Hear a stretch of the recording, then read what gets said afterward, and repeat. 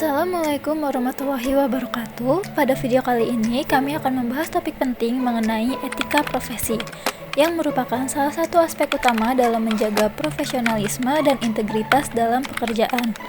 Bersama narasumber kita akan mendalami mengenai etika profesi, tantangan yang sering dihadapi, serta bagaimana penerapannya dalam dunia kerja sehari-hari. Sebelum itu, izinkan kami memperkenalkan diri terlebih dahulu. Oke, sebelumnya perkenalkan Bang, saya Ganendra Haidar Awata dari LNK 60 Bang. Oke. Saya Rajis Bang, asal dari Bandung, LNK 60 juga. Nah, halo Bang, saya Araf Reza dari LNK 60 dari Depok juga. Halo Kak, kalau aku Kisah Zahra dari Palembang. Kalau aku Anissa Nur Aziza dari Depok juga, LNK 60. Oke, mungkin ya kenalan sedikit lah ya. Kalau nama saya Adam, saya Adam Hairadi Nugroho, biasanya dipanggil Adam. Nah, saya dari angkatan 56 dan dulu di LNK juga ngambil fokusnya di ISO, sampai sekarang juga di kerjaan. Akhirnya saya juga ngambil fokusnya di ISO. Dan sekarang juga sebagai konsultan buat di bidang ISO dan kajian lingkungan. Itu sih di PT Lefner Consulting. Ya, Lefner, LEVNER. Nah, dia itu sebenarnya basicnya itu ada 3 core ya bisnisnya. Jadi ada pertama konsultan sistem manajemen, terus ada QHSE, sama ada bisnis strategi. Nah, itu juga bisa dibilang Lefner itu korporat pertama lah ya, korporat pertama, dan sekarang juga udah jalannya selama 1 tahun di sana as project generalis. Jadi istilahnya apapun proyeknya saya harus bisa gitu. Terus misal di Lefner Consulting ya Pak ya? Di Lefner Consulting itu kompetensi apa aja sih Bang yang dibutuhin kira-kira untuk relevan di bidang tersebut, di perusahaan tersebut? Sip. Sebenarnya kompetensi yang diharapkan dari mereka adalah pertama itu 3 bulan. Jadi keinginan belajar itu tinggi gitu loh. Jadi kayak kalian tuh nggak harus bisa ISO di awal gitu. Tapi ketika kalian ditempatkan di situ, kalian mau belajar dan kalian benar-benar showing kalau kalian tuh bisa memenuhi ekspektasi itu. Terus juga ya basicnya kemarin itu ya kita juga harus tahu emang ya secara basic knowledge-nya ya tentang ISO, sistem manajemen itu kita perlu tahu gitu. Terus juga ya keterampilan komputer, teknologi itu juga penting banget sekarang. Menjaga kompetensi tersebut, perusahaan Abang ini kira-kira pernah mengadakan apa atau culture-nya seperti apa di dalam menjaga kompetensi tersebut? Oke. Jadi emang kalau buat eager to learn tuh pasti ada juga ya perusahaan tuh memberikan training. Nah, tapi basicnya itu trainingnya bukan training teknikal yang kita bilang training Excel gitu, tapi mereka lebih membahasnya itu training fundamentalnya kita, basic concepting, system thinking, terus sama juga kayak basic leadership gitu, sama basic learning gitu. Jadi gimana cara kita belajar sih sebenarnya di proses of learning itu gimana gitu. Nah, mereka lebih ngarahnya situ. Jadi kenapa gitu, ketika kita udah punya fundamentalnya itu, ketika kita dihadapi banyak masalah, otak kita tuh jadi bisa lebih mikir gitu, dibanding kita cuma bahasnya teknis textbook gitu ya, kayak Excel by tutorial gitu kan, ntar dihadapin kasus lain kayak bingung lagi gitu, proses learning lagi. Nah, ketika kalian diajarin fundamentalnya kayak gitu, ya kalian jadi lebih bisa berpikir untuk kita nyambungin informasi yang kita punya gitu. Jadi kita bisa memberikan solusi yang lebih cepat gitu. Decision makingnya itu jadi lebih cepat gitu sih, itu salah satu pengaruhnya gitu. Dan saya company komit lakuin hal gitu. Seberapa penting sih integritas dalam menjalani tugas di pekerjaan Abang sekarang? Terus juga gimana diterapkan dalam kehidupan profesional sehari-hari gitu? Jadi ini integritas sangat tinggi ya. Integritas kan itu kan gimana kita menjalani pekerjaannya gitu ya. Gimana kita melaksanakan pekerjaan benar-benar ya kita mengerjakannya dengan baik dan benar gitu kan. Integritas itu juga penting banget, apalagi kan di konsultan ya. Konsultan itu kan kita berbicaranya bukan dengan internal gitu, tapi kan kita memberikan advice, kita memberikan pendampingan buat company lain gitu, supaya mereka bisa lebih berkembang gitu. Jadi buat menjaga integritas itu tuh ya penting banget gitu. Nah, karena integritas itu adalah biasanya ya yang saya pahami sejauh ini itu adalah ya kita mengerjakan apa yang harus kita kerjakan sesuai dengan harapannya dan juga timeline yang berlaku, due date-nya gitu ya, tenggat waktunya gitu. Itu adalah salah satu bentuk integritas gitu. Jadi kita benar-benar menyelesaikan pekerjaan-pekerjaan kita yang memang kita diarahkan untuk menyelesaikannya gitu. Basicnya dulu kan ya kalau di ISO kan kita bikin sistem di mana kita bikin dokumen-dokumen SOP gitu. Nah itu kan juga salah satu ranah yang jadi pekerjaan saya gitu ya, konsultan. Jadi gimana saya harus memastikan bahwasannya SOP itu bisa selesai dan memang bisa digunakan gitu untuk klien, untuk mereka jalan ISO-nya. Nah itu adalah bentuk integritas yang diterapkan lah sehari-hari gitu ya di pekerjaan gitu sih. Untuk tadi kan abang memberikan ya, kalau misalnya untuk memberikan informasi-informasi yang pasti relevan buat company. Nah kira-kira untuk memastikan hal itu benar-benar akurat dan bisa dipercaya sama konsultan atau mungkin stakeholder yang dari company itu, kira-kira bagaimana abang untuk memastikan itu? Oke. Untuk memastikan itu pasti kalau kita bicaranya itu sesuai dengan standar ya, apalagi kalau kayak gitu. Jadi gimana caranya kita memberikan pendampingan itu emang benar-benar yang memenuhi persyaratan dari standar ISO-nya kan, kayak gitu ya sebenarnya pendampingan, proses pendampingannya. Jadi gimana caranya kita itu memastikan bahwasannya pekerjaan kita sesuai gitu ya hasilnya. Nah yang pertama, as konsultan kita pasti harus yakin dulu dan harus paham dulu terkait dengan standarnya ya. Jadi itu adalah acuan kita gitu. Jadi kita harus memastikan bahwasannya apa yang kita kerjakan emang udah sesuai sama standar ISO-nya yang diminta gitu loh. Itu pertama. Jadi levelingnya pertama kan at least tahap pertama secara standar udah lewat dulu nih, udah benar nih berarti kan gitu ya, udah benar secara standar. Kemudian kita bisa referring, kan dalam standar itu ada klausul-klausul ketentuannya ya. Nah kita referring ke situ gitu, kita arahin ke situ apakah emang yang kita buat udah memenuhi belum nih apa yang ISO minta gitu. Itu pertama. Terus yang kedua kan gimana ini emang relevan dengan stakeholder ya. Karena pembuatan ISO itu secara prinsipnya kalau saya bilangnya kita meleburkan sistem perusahaan yang sudah ada dengan sistem yang sesuai dengan persyaratan gitu. Jadi gimana caranya itu tuh ketemu titik tengahnya gitu, sehingga apa yang udah kita kerjakan itu nggak semata-mata kita udah kasih gitu loh, kasih itu sudah kita ya udah terserah kalian mau gimana benerin itu enggak gitu. Tapi kita nge-evaluate juga gitu ya sama mereka, kita diskusi, kita minta feedback ke mereka secara standar itu kayak gini, tapi secara kapabilitas perusahaan itu gimana gitu pandangannya, apakah udah apakah sesuai atau enggak gitu. Nah di situ jadi proses itulah yang kita memastikan bahwasannya apa yang kita kerjakan itu memang sudah relevan gitu. Jadi pasti akan ada proses feedback juga dari mereka, ya kita menyesuaikan lagi, jadi nggak langsung kita perfect di awal gitu, itu juga impossible juga rasanya gitu sih. Nah itu adalah salah satu cara gimana kita memastikan bahwasanya apa yang kita kerjakan telah sesuai dengan standar dan juga telah sesuai dengan harapan dari perusahaan kayak gitu, stakeholder klien gitu sih. Oke. Bagaimana nih abang menjaga hubungan baik dengan klien dan juga stakeholder gitu, dan juga seberapa pentingnya itu tanggung jawab gitu loh dalam perjalanan. Sip, ini penting banget, apalagi kita konsultan dan kita maksudnya produk kita itu by sales gitu ya, by penjualan ya kan. Kalau saya kalian di manufaktur gitu ya udah pasti segitu, kalian kerja gimana pun duitnya segitu gitu. Kalau kita tuh di sales gitu naik turun kan, jadi kayak kalau kita agak perform bisa jadi turun gitu. Nah itu jadi poin penting banget buat jaga gimana kita menjaga hubungan dengan klien gitu, sehingga klien tuh senang dengan kita, berarti mau bayar kita lah atau mau beli lebih dari kita gitu. Nah itu penting banget. Jadi ya gimana kita menjaga hubungan itu adalah dengan kita harus tahu dulu, balik lagi ke empati gitu. Kita harus empati dulu sebenarnya apa sih yang mereka harapin dari pendampingan ini gitu. Jadi dulu juga pas awal ya saya juga kayak datang terus kayak kerjain apa yang harus saya beresin aja gitu. Itu di awal juga kayak gitu loh. Nah saya nggak tahu urgensinya di situ tuh apa sih gitu. Nah apa yang saya kerjain saya beresin, harusnya Anda puas gitu. Saya pikirnya gitu. Ternyata empati itu tuh nggak cuma sebatas itu gitu. Nggak sebatas apa yang kita kerjain terus kita selesaiin.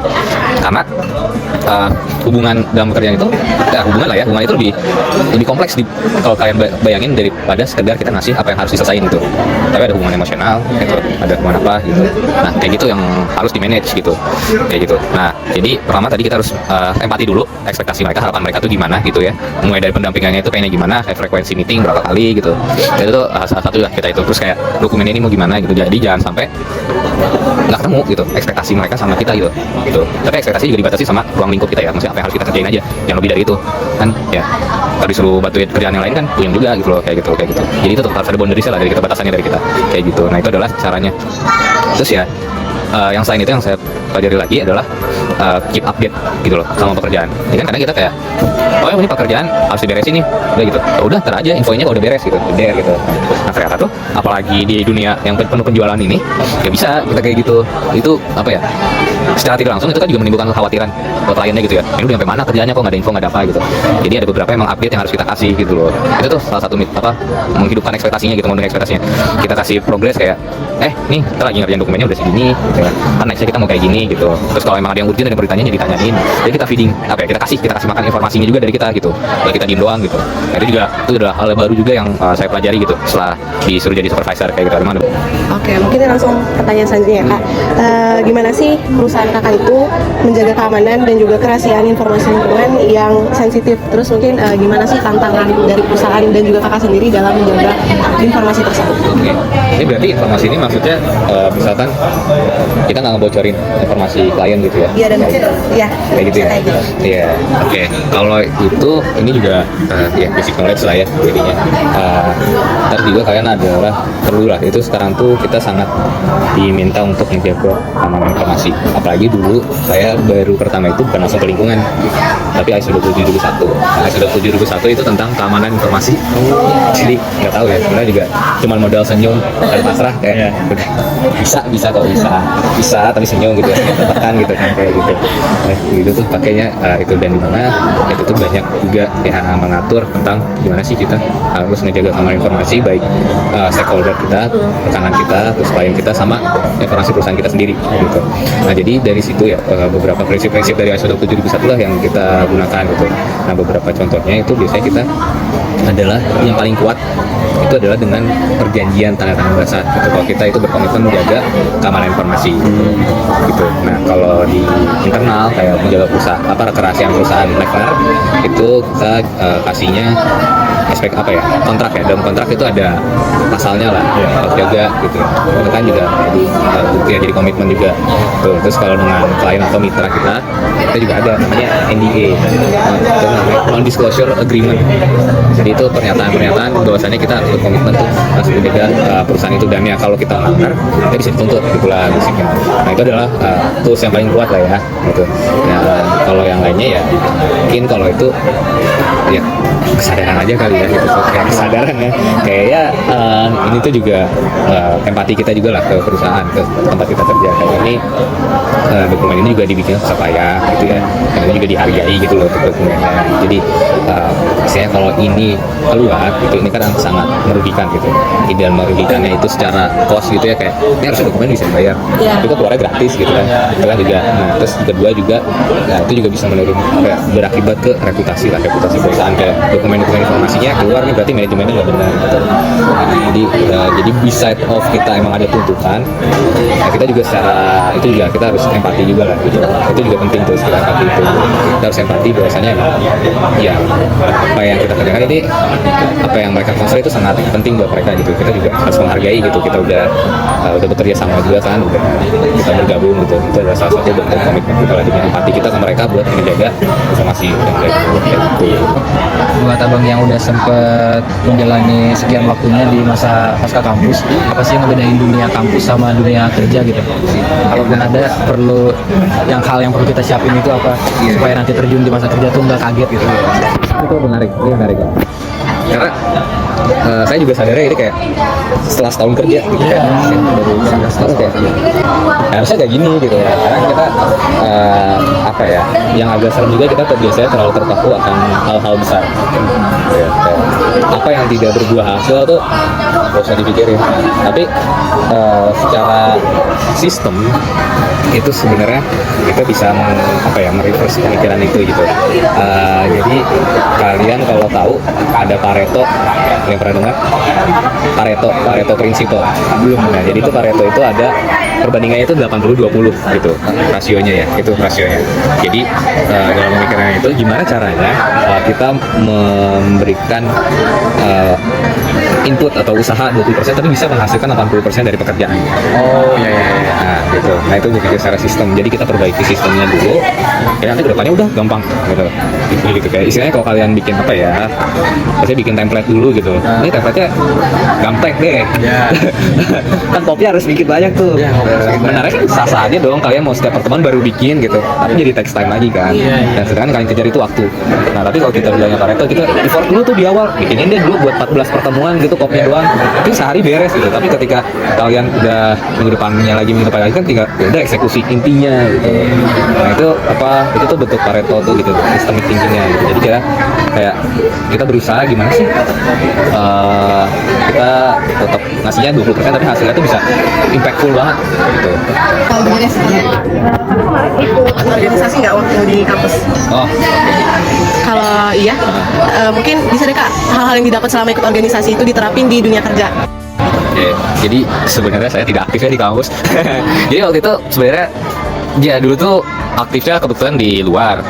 Itu jadi ada kegiatan organisasi di luar, bukan di kampus. Namanya Forum Anak. Dulu tuh itu di bawah Kementerian Pemberdayaan Perempuan dan Perlindungan Anak. Jadi basicnya ya wadah partisipasi anak-anak lah gitu. Terus gimana ya kita juga menjunjung kesejahteraannya anak-anak dan perempuan gitu, basicnya itulah gitu. Makanya dulu nggak ikut yang di kampus gitu. Cuman ya ada beberapa juga pengalaman sama Himalika gitu, tetap ada gitu. Kayak waktu itu ya pengabdian masyarakat ikut jadi lupa deh, saya lupa posisinya apa divisinya, tapi kayak bagian volunteer aja gitu. Jadi volunteer aja kegiatan Himalika, sama waktu itu ngisi ini sih training buat Himalika. Karena dulu kan zaman online kan kita yang webinar yang awalnya Zoom doang, kita mencoba interaktif dengan OBS segala macam. Nah waktu itu di saat itu di matkul audit lingkungan, nanti belum ya, semester 5 ya, sama-sama. Nah di situ kan kita diminta bikin webinar nasional. Nah disitulah dobrak itu saya masukin lah sebagai ketua pelaksana waktu itu. Pakai ini aja gitu biar beda gitu. Basically itu pakai beda aja gitu, sama lebih menarik gitu kan waktu itu buat narik gitu sih. Nah di situ sih mungkin ya yang pengalaman yang biasa itu ya managing ya, sama memahami teman-temannya ya, itu tuh juga penting sih gitu. Karena waktu itu juga posisinya mesti ya ketua ya. Jadi di webinar ketua pelaksana, dulu juga di Forum Anak juga pernah jadi ketua pimpinan redaksi majalah. Jadi sebenarnya basicnya itu adalah gimana kita handle sumber daya yang kita punya gitu, manusia teman-teman kita gitu. Nah itu kepake di kerjaan, sangat kepake memang. Itu adalah kepakainya ketika kalian dipilih jadi supervisor gitu ya, dipilih jadi atasan lah, kalian harus manage gitu ya di project gitu. Nah itu tuh memberi kalian gambaran gimana caranya kalian menghandle tim kalian gitu loh. Itu kan penting ya gitu. Gimana sih bedanya, kan tekanannya kan pasti berbeda ya antara pas kuliah sama pas kerja. Nah tekanannya itu seperti apa Bang? Oke, kalau ngomong ini beban rasanya. Oke, jadi kalau sehari-hari ya pressure-nya itu awal-awal kan naik posisi awal itu kan sebagai asisten aja kan, asisten project segala macam. Ternyata awal pressure-nya nggak terlalu gede gitu, paling gedenya itu di workload aja gitu. Jadi pressure-nya itu pertama ada di workload, kayak banyaknya kerjaan kita gitu. Karena saya bisa jadi itu kayak dalam 4 bulan udah ada 4 project. Nah, rata-ratanya gitu. Jadi buyeng juga kalau dipikirin sebenarnya. Jadi kalau emang orang bilang konsultan itu noleh, ya bener. Karena basicnya gini, kalian siang diskusi sama klien sampai sore gitu. Terus kapan kerjanya? Malam. Itu tuh emang benar terjadi gitu, banyak kayak gitu. Itu tuh emang banyak terjadi. Itu pertama itu. Kedua, kayak tadi ini startup, jadi banyak hal baru juga yang harus dipaksakan ke kita gitu. Itu juga pressure lainnya gitu, kayak ya saya lingkungan gitu ya, belajarnya CSR, belajarnya ngatin burung gitu ya, ngitungin mamalia gitu kan, ngitungin ngaduk-ngaduk limbah gitu, sama literasi gitu kan, ngisi bisnis kan. Terus tiba-tiba disuruh bikin ini kita butuh bagian data analis nih, isi dong gitu, belajar ya gitu. Nah kayak gitu, itu ada pressure kedua tuh, kayak itu kita harus kejar kompetensi itu buat fulfill di posisi itu gitu. Jangan kayak awal kayak butuhnya sekarang ISO-nya tapi ISO 27 nih, bisa nggak gitu, udah bisa gitu belajar gitu kan. Itu udah pressure kedua. Ketiga itu ya ekspektasi ya, pasti ya ekspektasi, apalagi kalian udah karena mulai naik itu posisinya kayak ke yang lebih tinggi lah, lebih ke arah managing people, lebih tinggi tuh ekspektasinya lebih puyang gitu. Itu menurut saya sekarang ya itu adalah pressure terbesar gitu buat saya. Tapi ya mungkin itu adalah salah satu karena ya saya baru juga handle kayak gitu, jadi mungkin ada proses belajar yang lebih panjang gitu. Nah itu juga penting tuh gitu, karena mungkin kalian kadang kayak di saat kita itu kadang yang saya sadari itu ketika kita dihadapi hal baru dan kita harus memenuhinya itu kita harus belajar lebih harus membutuhkan waktu lebih. Dan kadang kita di pekerjaan kayak lah pekerjaan udah banyak, kapan lagi belajarnya gitu. Nah, yang buat saya survive di pressure itu adalah yang mau saya luangin waktu lagi gitu, kayak belajar gitu, kayak jadi kayak ya udah saya pelajarin ini kayak after office gitu, setelah itu ya belajar data gitu, ya udah gitu, karena emang itu yang saya butuh gitu, saya pengen penuhi juga ya itu sih pertama. Itu adalah ya memang pasti kayak, dan kalian harus sadar juga kayak ini udah apa ya, kalian udah nggak akan kekejar gitu loh di posisi sekarang, apa ya, di waktu sekarang. Jadi emang harus, kalian tuh harus sadar juga kalau kalian emang harus ngasih lebih kalau emang itu. Jadi back again, itu yang perlu kalian pertimbangin adalah resiko yang bisa kalian terima. Gue bilangnya resiko ya. Jadi bila resiko tuh maksudnya kadang kan kita dibilang bekerja sesuai apa yang kalian inginkan. Tapi menurut saya buat kita yang baru sulit tuh. Buat saya idealis itu. Kalian benar-benar ya udah kerja itu tuh emang udah legowo, kayak ya udah terima nih, segala kekurangannya itu udah diterima, sudah kerjain aja apa yang kita bisa. Itu pertama. Dan yang kedua itu juga ya tadi sih sebenarnya yang udah disampaikan ya, kayak eager to learn, terus empati. Deh, kayak 3 itu dulu deh. Basicnya yang perlu kalian tumbuhin gitu di situ, di sebagai konsultan, karena arahnya pasti ke sana. Cara habis itu ya tadi kompetensi itu akan mengikuti gitu setelah itu. Oke Bang, mungkin terima kasih banyak ya dari sesi wawancara kita kali ini. Kita dapat banyak banget ilmu, dapat insight baru juga dari Abang. Terus kita juga dapat gambaran gimana nanti pasca kampus dan dunia karir gitu. Oke. Kita ucapkan terima kasih sebesar-besarnya Bang ya pada Bang Adam. Ya. Terima kasih Bang.